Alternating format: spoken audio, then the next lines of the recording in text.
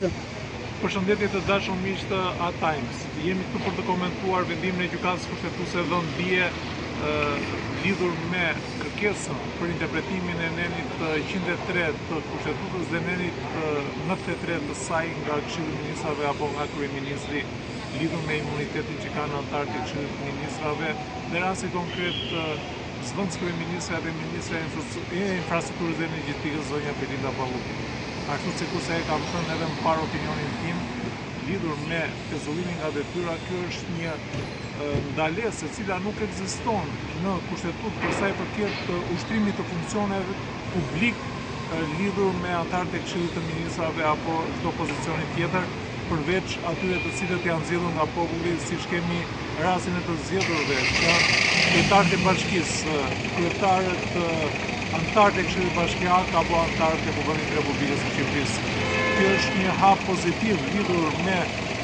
zhveshjen nga imuniteti apo nga fillimi i hetimit dhe pezullimin nga detyra të anëtarëve të Këshillit të Ministrave, por për vetë kryeministrin.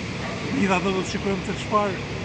do të ketë, çfarë zhvillimi tjetër do të ketë lidhur nga Këshilli i mandateve për imunitetin dhe lejimin e masës ndaluese apo një masë shtrënguese të përcaktuar nga neni 228 e vijues i kodit procedurës civile, por edhe neni 93 i kushtetutës për heqjen e imunitetit të zëvendës kryeministres dhe ministres së infrastrukturës dhe energjetikës, por kësaj radhe në cilësinë e deputetit të Kuvendit të Shqipërisë. Kështu që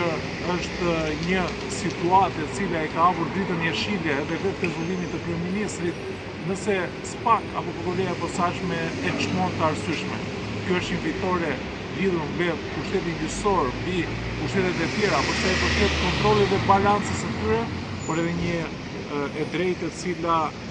duhet të ketë edhe deputetët, pra në gjykimin tim duhet të hiqet fare mandati, duhet të hiqet fare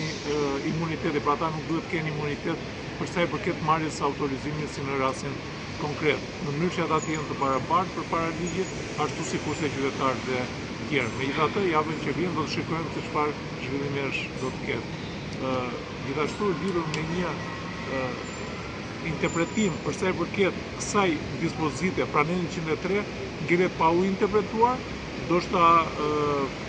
edhe kjo ndarje besoj për shumë nga anëtarë të cilët kishin votuar kundër interpretimit të nenit për sa i përket pasjes së imunitetit, unë ngela i zhgënjur sepse janë vërtet emra që i kanë dhënë drejtësisë, megjithatë kjo është një vendimmarrje e vështirë dhe një vendimmarrje që jap dritën jeshile rrugës për pezullimin nga detyra. Nga unë Alban Duraj, faleminderit dhe mirë takosh.